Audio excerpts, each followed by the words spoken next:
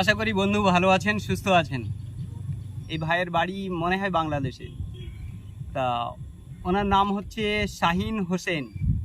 লিখেছেন যে ভাই আমার সিডি ইঞ্জিন আছে একটা, তা ইঞ্জিনটার সাদা ধোঁয়া মারছে আর প্রচণ্ড গরম হচ্ছে।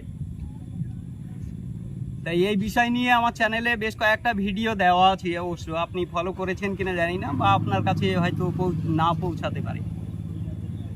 তা এই যে কেসটা বললেন, মানে এই যে সমস্যাটা বললেন, এই সমস্যাটা সাধারণত হয় এটা নজেলের প্রবলেমের থেকে। তা নজেল অতিরিক্ত প্রেসার হয়ে গেলে পারে আপনার এই ইঞ্জিন গরম হওয়ার চান্সটা বেশি থাকে। আর সেই সঙ্গে মিসফায়ার চলে আসে মাঝে মাঝে, যেরকম দেখবেন যে ধাপাধাপ করে একটা আপ ডাউন ভাব চলে আসে, আর মানে মিসফায়ার আসে, আর সাদা ধোঁয়া ফক ফক করে মারতে থাকবে। তা এটা নজেলের ক্ষেত্রেই এই জিনিসটা আসে।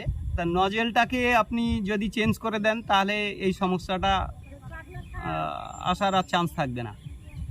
আর অনেক সময় দেখা যাচ্ছে যে আপনার নজেল ভালো আছে, তবুও কিন্তু আপনার এই প্রবলেমটা আসে, তো তখন কিন্তু কেসটা অন্যদিকে।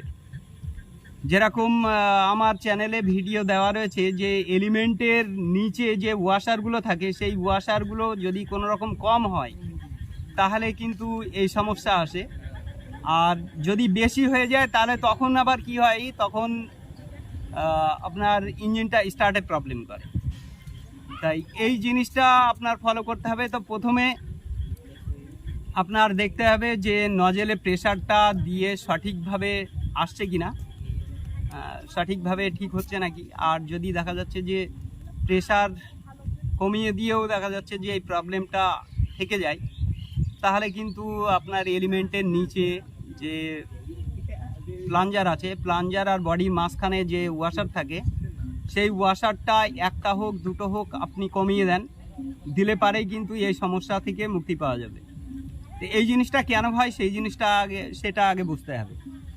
এই ইঞ্জিনগুলো দীর্ঘদিন চলতে চলতে আপনার দেখা যায় যে ওই যে ক্যামের যে বিয়ারিংগুলো আছে, এই বিয়ারিং অনেক সময় ঢিলা হয়ে যায়। তখন কি হয়, এই যখনই বিয়ারিং ঢিলা হয়ে যাবে তখন কিন্তু ক্যাম পিছিয়ে যাবে, মানে যতটা পরিমাণে তেল দেওয়ার কথা ততটা দিতে পারে না, যার জন্যই কিন্তু এই মিসফায়ারটা চলে আসে। আর ওদিকে নজেলের মাথায় প্রথমত হয়তো আপনি একরকম প্রেশার দিয়ে রেখেছিলেন, এদিকে সঠিকভাবে তেলটা যতটা দেওয়ার কথা দিচ্ছে না, তখন কি হয় নজেলের থেকে তেলটাও কম দেওয়া শুরু করে, তখন কি হয় ইঞ্জিনটা ওভারহিট হওয়া শুরু করে।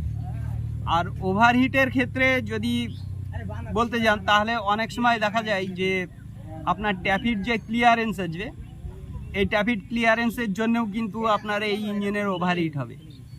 অনেক সময় দেখা যায় যে যতটা পরিমাণে বাতাস নেওয়ার কথা নিতে পারে না, যতটা ছাড়ার কথা ছাড়তে পারে না, তখন কিন্তু ওভারহিট হয়।